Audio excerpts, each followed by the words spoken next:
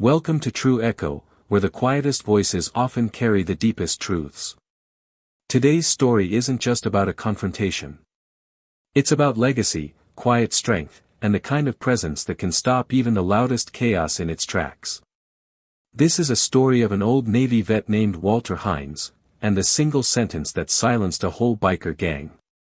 You won't believe what happened next. It was the kind of afternoon where the sun hangs heavy in the sky, making the dust shimmer on the edge of the pavement. Walter Hines walked out of the old corner store like he always did, slow, measured, steady.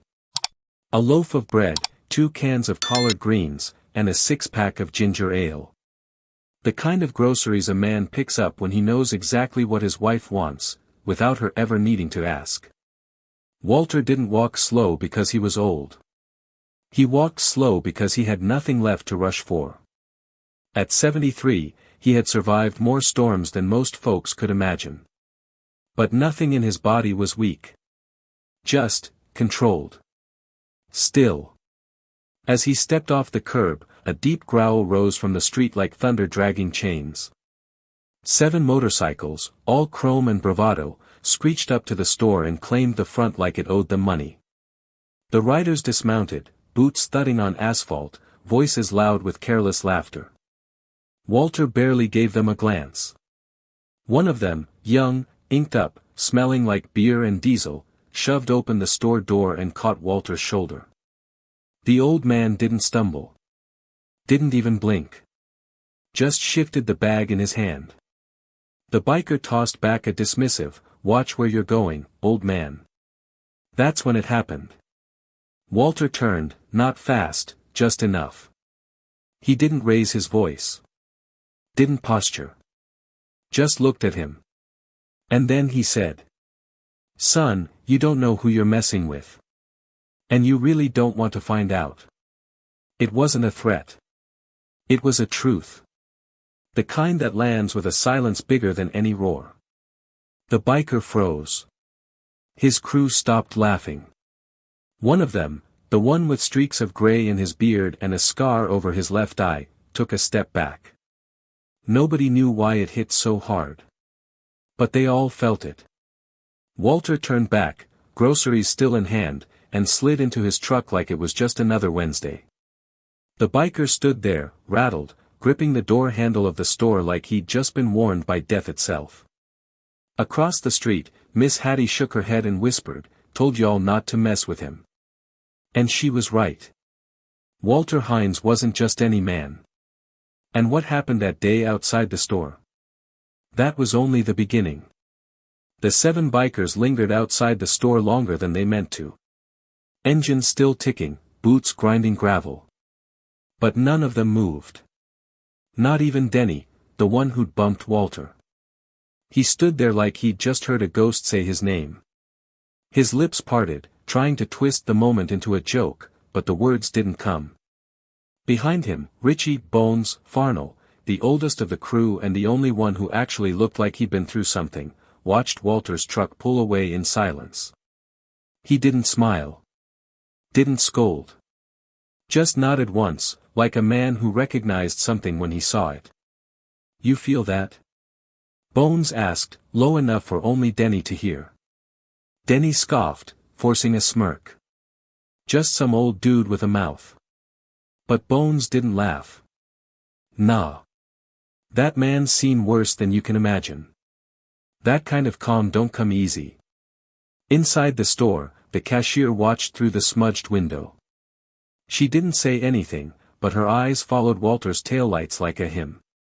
She knew him. Everyone in Mobile did. Walter wasn't just the old man who fixed transmissions in his driveway.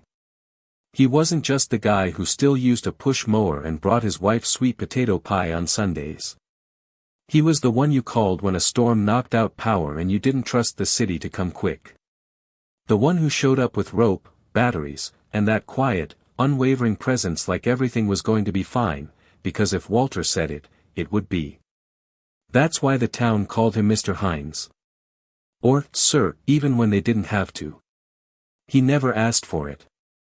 He just carried it. Bones knew men like that. He'd seen them in Desert Storm. In the eyes of field medics who didn't flinch when limbs came off, and in squad leaders who could steady a team with just one look. Walter Hines had that same weight in his stare, a stare that didn't threaten, didn't need to. It just reminded you that he'd already lived through something harder than you. Denny didn't get it. Not yet.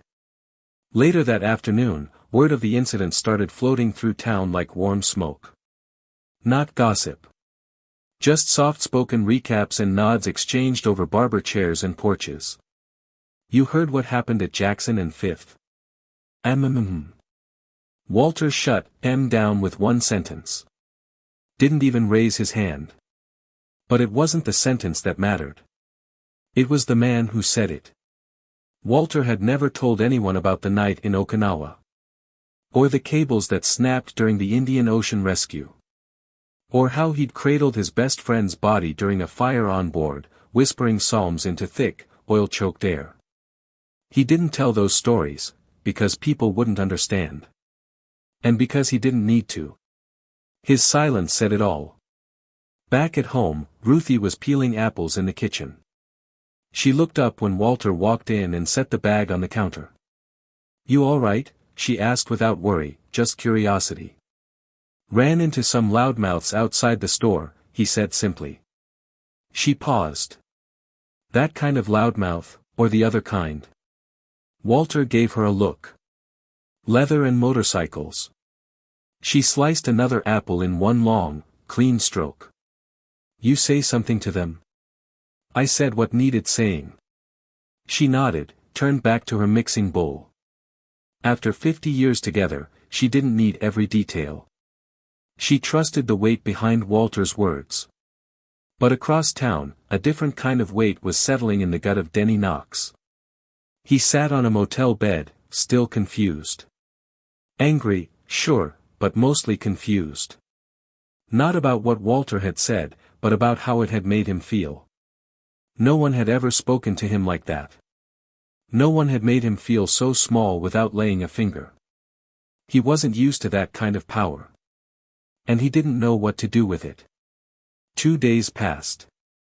Walter trimmed the hedges, changed the oil in the neighbor's car, and brought Ruthie her favorite newspaper from the corner store, like always. Mobile was quiet again. Or at least, it pretended to be. The town moved on the surface like it always had, but under that slow southern drawl of daily life, there was a hum. A tension. Like people were waiting to see if the story had really ended. Walter never mentioned the bikers again. Not to Ruthie. Not to the boys at the barber shop. Not to the preacher who stopped by on his Tuesday walk. But those who knew him, really knew him, noticed the way he cleaned his tools a little slower. The way he sat on the porch just a little longer, scanning the street with eyes that didn't blink much. Because Walter had seen storms before. And storms didn't always roll in loud. Sometimes they crept in wearing a grin. 30 miles north, in a dusty gas station off I-65, Denny Knox sat hunched over on a cracked plastic crate. The sky had dimmed behind him, the kind of dull gray that makes everything feel unfinished. In his hand, a warm soda. On his face, frustration. "That dude played me," he muttered. Cody, a younger member of the gang, leaned against a vending machine, chewing on a straw. "Nah, man. He didn't play you. You just walked up on the wrong one." Denny shot him a look, half warning, half wounded. "He ain't even do nothing. Just looked at me." "Exactly," Bones said, stepping around the corner like he'd been listening the whole time.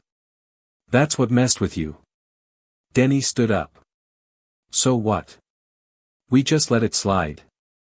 Bones tilted his head slightly, his voice steady. "Let me ask you something. You ever see a man who's already made peace with pain? The kind that lingers even when it ain't hurting?" Denny didn't answer. Couldn't. Bones went on. "That man didn't flinch because whatever you thought you were bringing. He's already been there. Probably left part of himself behind, too." That silence settled between them like dust. But Denny wasn't built like Bones. Respect didn't come easy to him, especially not when his pride had been left bruised on a sidewalk in a town too quiet for his taste. Later that night, while the others checked into a cheap roadside motel, Denny stayed outside. He sat on his bike, elbows on the handlebars, staring down the dark road like it owed him something. His fingers danced across his phone screen, searching, scrolling, digging. He didn't stop until he found it. Walter Hines. Mobile, Alabama. A street address. A satellite image. A name next to a blue house with white trim and a quiet front lawn. Perfect. Let's see how cool you are when someone shows up after dark, Denny muttered, slipping the phone into his vest.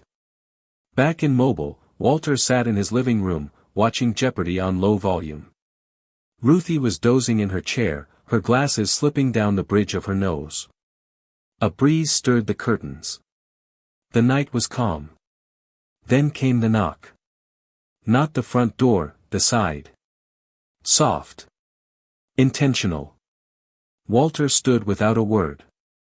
He turned off the television and walked to the bookshelf. Behind it, he reached for a heavy, metal flashlight. It wasn't a weapon, not exactly. But it could be if it had to. He cracked the side door just enough to see movement behind the mesh screen. Denny.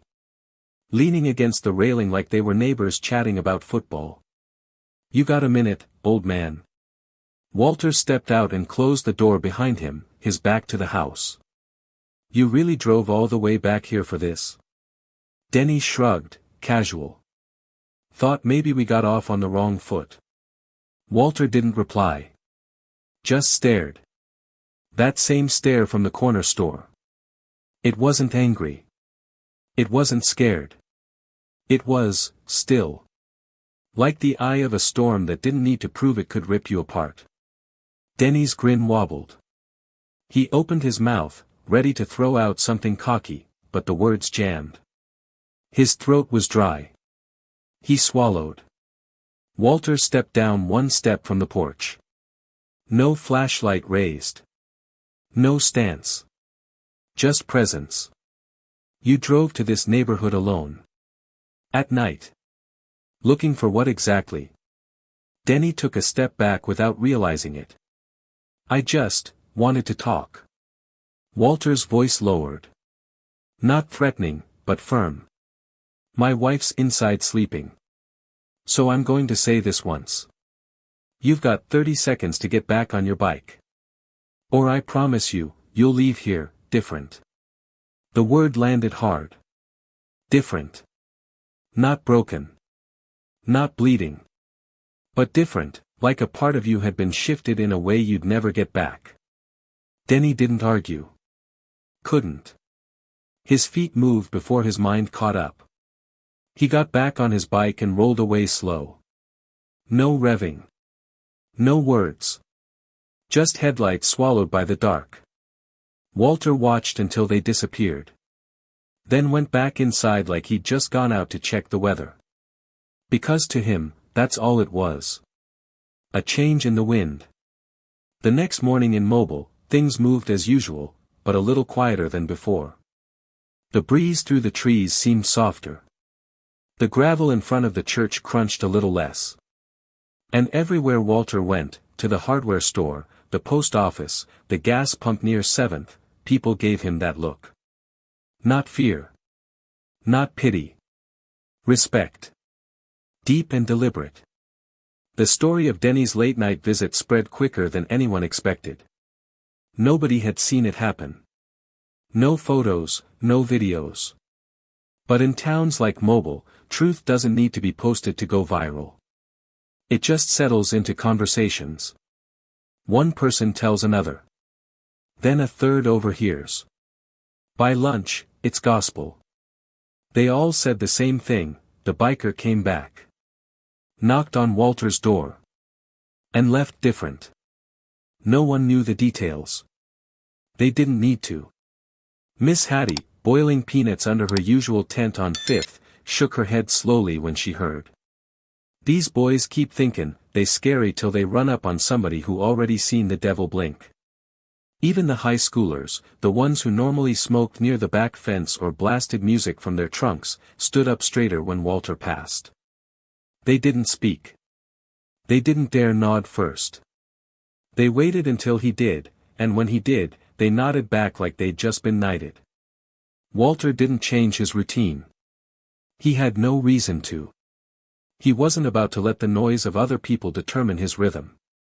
That's what the military had taught him. Discipline wasn't what you did when people were watching, it was what you did when they weren't. Still, Marcus Gill noticed something different. Marcus had served under Walter in the 90s, back when his own fists led more than his head.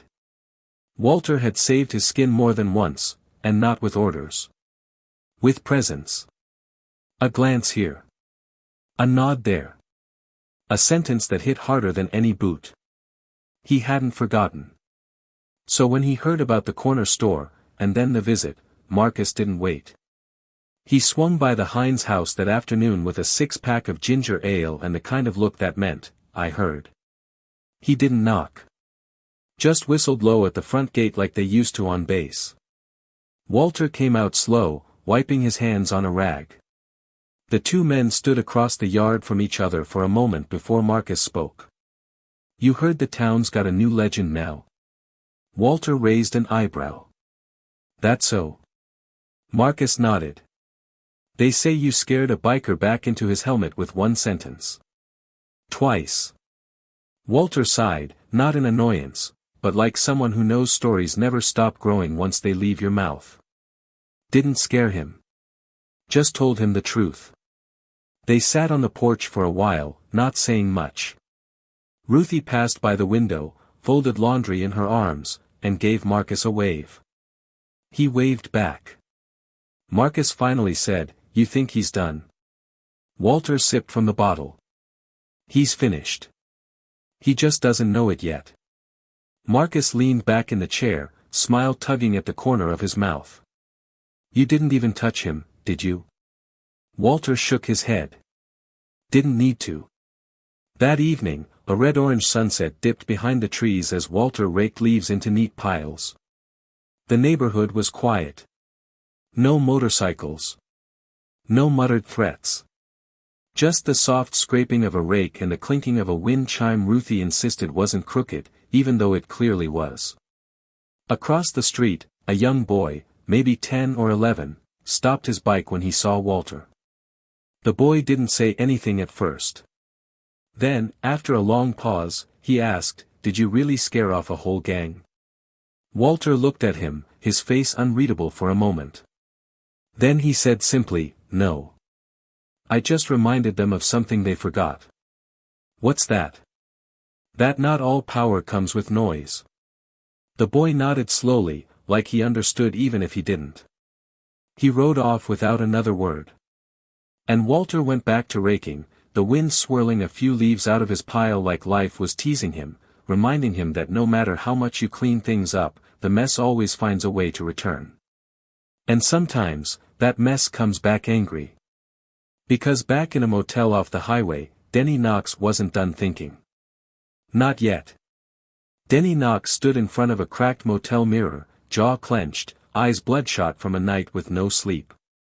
The kind of night where shame sticks to your ribs and doesn't let go.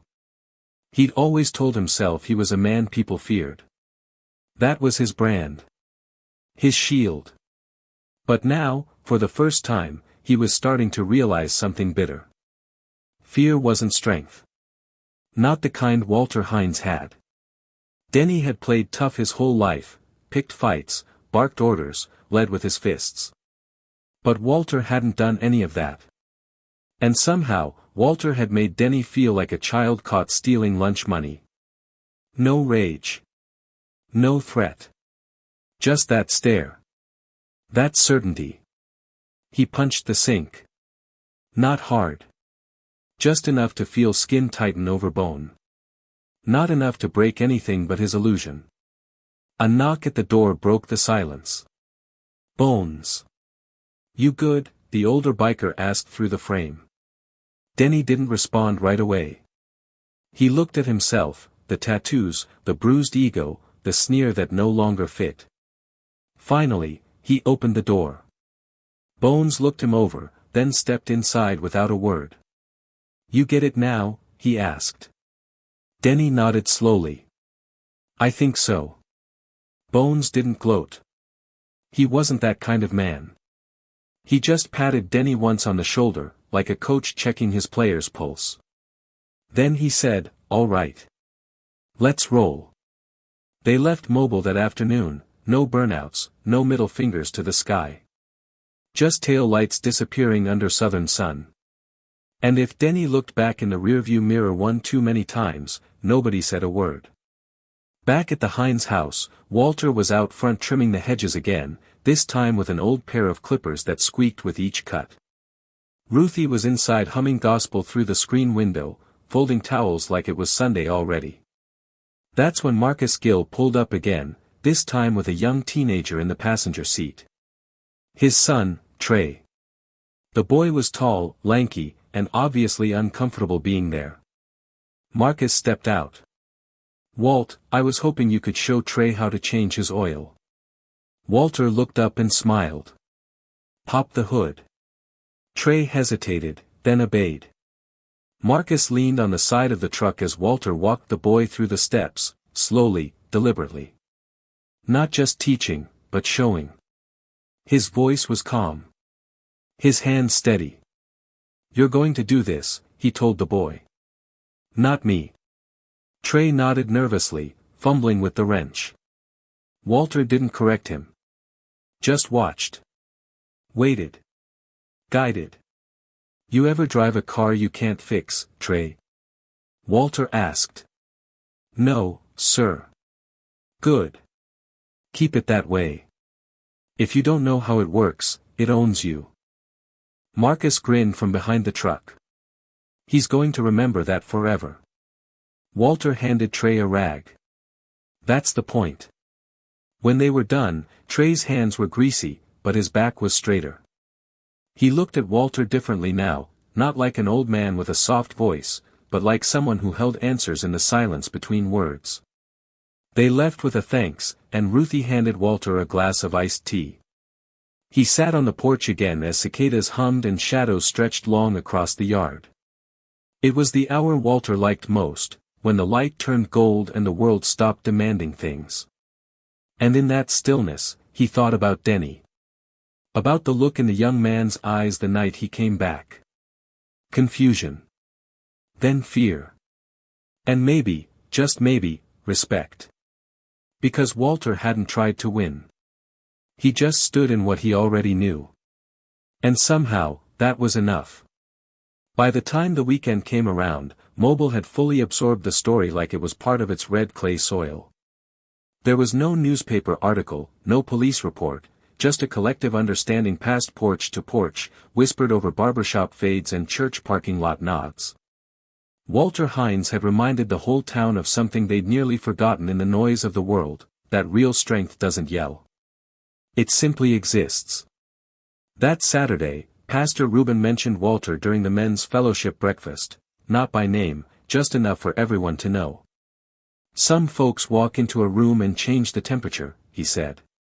"Not 'cause they loud. But because they carry something inside of them that can't be shaken." The older men nodded. The younger ones leaned forward.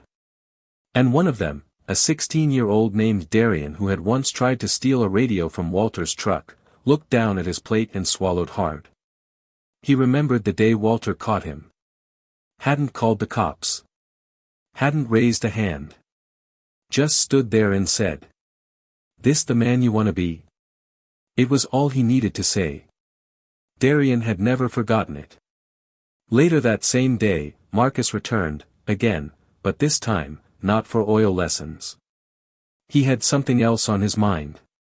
His son Trey sat beside him again, a little less nervous now, a little more curious. Walter was sitting on the porch, sanding an old wooden box. Marcus approached with purpose. "You mind if we ask you something, Walt?" Walter nodded, not pausing his hands. Marcus cleared his throat. "You think that boy, Denny, is gonna come back again?" Walter blew a bit of dust off the lid. No. You that sure? I'm sure. Marcus crossed his arms, glanced at Trey. What if he brings trouble next time? Walter finally looked up, not stern, just still. A man who understands what he saw don't come back looking for more. And if he does, he won't be bringing what he thinks he's bringing. Trey squinted. What do you mean? Walter looked at the boy like he was seeing himself at that age. Some men carry fear like a weapon. But when it breaks, all they're left with is confusion. And you think he's broken? No, Walter said. I think he's cracked. Enough to let the truth leak in. Marcus gave a low chuckle. Man, you always been like this. Walter smiled. Only since I stopped needing to prove anything. That night, the streets of Mobile stayed calm. But 300 miles away, in a roadside bar somewhere near the Georgia line, Denny Knox sat alone at the end of the counter. His biker vest hung on the back of his stool. The jukebox played some country song about lost time. He wasn't drinking, not tonight. He was writing. Just scribbling in a notebook like he didn't know who else to talk to. He didn't write about bikes or fights or women. He wrote about Walter Hines. And how it felt to look a man in the eye who had already made peace with everything he feared. He paused once, stared down at his own reflection in the rim of his glass. He didn't like what he saw. But for the first time in a long time, he didn't look away. Sunday morning sunlight stretched across Mobile like honey poured slow and steady. Church bells chimed in the distance, and the air smelled faintly of blooming magnolia and Ruthie's banana bread cooling on the windowsill. Walter Hines sat on the porch in his faded green lawn chair, a cup of black coffee in one hand, the Sunday paper in the other. Same as always. But the town around him felt different now. Not louder. Not busier. Just, straighter. Like everyone had pulled their shoulders back a bit. Like folks were choosing to walk, not swagger. Speak, not shout. Ruthie came out with a warm plate and kissed Walter's forehead. Still teaching lessons with silence, huh? Walter smiled. Ain't no other way to teach. She shook her head and went back inside, humming. Walter sat in that silence, chewing slowly, watching the street like a sentry who'd already done more than his share of fighting. He didn't know if Denny would change. He didn't need him to. Walter understood something most men never figured out: it's not your job to force people to become better. You just have to be the kind of man who makes them want to try. Across town, Marcus and his son Trey were under the hood of their truck, finishing up a brake job. Trey's knuckles were scraped. His shirt soaked with sweat. But he was smiling. I think I got it, he said. Marcus nodded. Then let it down slow. The jack dropped. The tires settled. The truck stood steady, fixed. You learned that from Mr. Hines, Marcus said. Trey nodded, then asked softly, how'd he get like that? Marcus didn't answer right away. Then he said, some men come out of the fire screaming. Some come out silent. He's the kind that took the heat and turned it into strength. Trey nodded again. Not sure he understood. But sure he wanted to. And back on the porch, Walter closed his eyes for a moment as the wind stirred his newspaper. He thought about the years, the sea, the storms, the boys who never made it home. The scars on his hands and in his memory. He thought about what Bones had said, that man's already made peace with pain. He had. And that's why he could face anyone. Across the country, in motels and bars and truck stops, the name Walter Hines didn't ring bells. But in Mobile, Alabama, it did. And even if people didn't always remember what he said, they remembered how he made them feel. They remembered that power doesn't always come with fists or volume. Sometimes, it comes with a look. A pause. A truth. And Denny Knox. Somewhere on the road, somewhere past state lines, he was still riding. But the man riding that bike wasn't the same one who shoved an old vet outside a corner store. Not anymore. He'd seen the edge of something real. And real leaves a mark. In a world where people scream to be heard, Walter Hines reminded us that silence, when it carries truth, can thunder louder than any voice. He never raised a hand. He never needed to. Because sometimes, the strongest message is the one that doesn't threaten, just stands. As Walter once said, if you've already faced the worst, there's no reason to act tough. Be the kind of person whose strength speaks without shouting. Whose presence commands respect, not fear. If this story moved you, if it reminded you of someone you admire or made you think twice about what real power looks like, share it. Tell someone. And don't forget to subscribe to True Echo for more stories that echo long after the screen goes dark. Leave a comment below. What's the most powerful thing someone ever said to you without raising their voice?